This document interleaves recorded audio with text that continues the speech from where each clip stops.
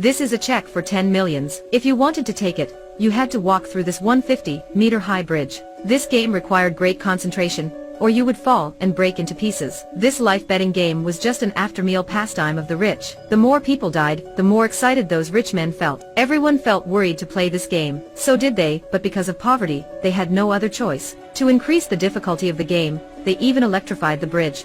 The players had to put on their shoes to walk. Seeing the bridge, Kaiji came up with an idea. He took out a marker and drew a line on the middle of the shoe. This would help them keep their balance and go straight. Everyone understood and followed Kaiji. It seemed easy, but it actually didn't. Kaiji stepped on the bridge, tried his best to overcome the fear inside him. Taking a deep breath, he tried to calm down and avoided looking down. But it was very hard. Kaiji couldn't help and look down. So high was it that once he fell down, he would surely die. Kaiji hurriedly walked forwards. He was shaking. Fortunately, he finally could keep the balance. Kaiji was so regretful now, he wanted to give up. But if he hadn't joined this game, how could he pay off his 9 million debt? This was his only chance. Meanwhile, there was thunder and lightning. If it rained, the game would be very difficult. Don't worry, it isn't windy yet, Kaiji said. Right after he finished saying that, the wind started to blow. The number 1 player started to feel hopeless. After a few steps, he fell down and his hands touched the electrified bridge. Immediately he was electrocuted and died on the spot. There was someone dead. People started panicking.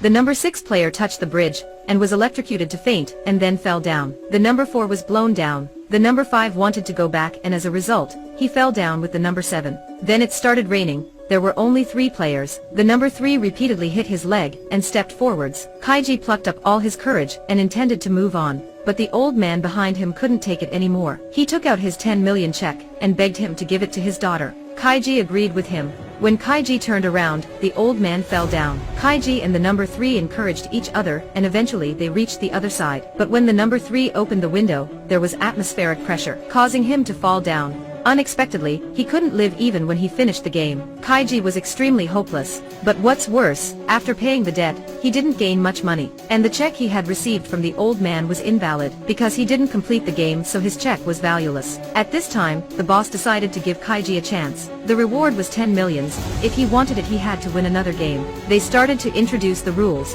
It was like animal chess. Each player had 5 cards. One had an emperor card with 4 citizen cards, and the other had a slave card with 4 citizen cards. In the game, citizen card and citizen card is a draw. The citizen beats the slave, the emperor beats the citizen, and the slave beats the emperor. So the key points of this game were the emperor and the slave. The emperor cards had more power, and the slave only had 1/10 probability of winning. To get that 1 million, Kaiji had to take a risk. He chose the slave cards. In the first turn, both of them used the citizen. That continued in the second turn. In the third, they had to take risk. Kaiji used his slave card, but his expression was seen through by the opponent. He used the citizen card, so Kaiji lost the game. He laughed at Kaiji and said he had the mind-reading ability. He knew that when Kaiji put down the slave card, he would stretch forwards. When he was proudly laughing at Kaiji, his boss picked up the glass and threw at him. He scolded him and said he was so stupid. He should have tolerated and trapped Kaiji, and forced him to bet for his finger or anything else. That would make the game more exciting. The boss lent Kaiji 390,000. If he lost, he would have to clean up his company for 130 years. Kaiji was at his dead end. He placed 3 citizen cards on the table. While he was thinking, he discovered that the opponent didn't watch his expression. He seemed like a student sneakily using his phone during class. The opponent knew he was discovered and urged Kaiji to place his card. Kaiji turned the card, and it was the slave. The opponent's face turned pale.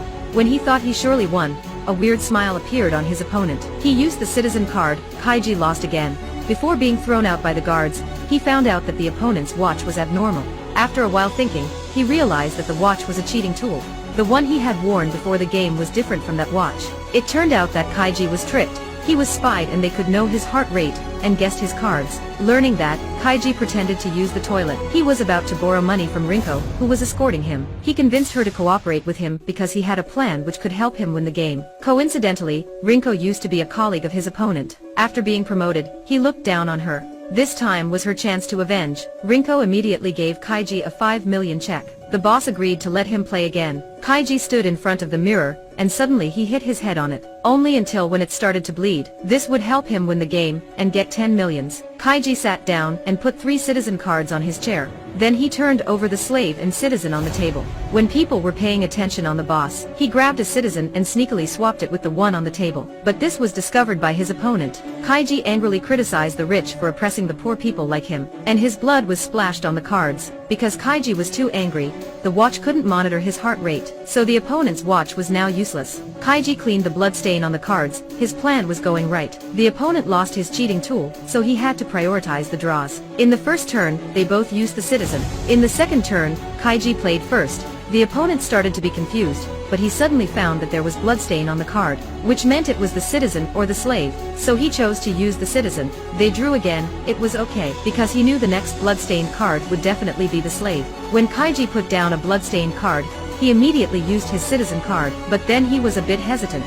Kaiji once cleaned the cards. He must have known about the bloodstained cards. Before that, he sneakily changed the cards so the bloodstained cards were surely the citizen. When he thought he would win, he used the Emperor card. When Kaiji turned over his card, he said, "Because you've seen everything, you'll definitely know that I swapped the cards. But actually, I just pretended to." Kaiji knew what his opponent thought. Kaiji's victory caused the boss to hit the roof and throw the man out, and Kaiji won the reward. After that, he gave 5 millions back to Rinko. Unexpectedly, she sold him off and anesthetized him. When Kaiji woke up, Rinko had disappeared and left him a letter. She wrote, "I gave you 5 millions and the interest is 3% per minute. After paying the debt, you have 430,000 left." In the end, Kaiji gave the old man's daughter all his money, and then got back to his poor life. But I believe that he's very smart and bright. Don't ever give up, man. When you're fighting to become the best version of yourself, the great things you've always been chasing will find their way to you.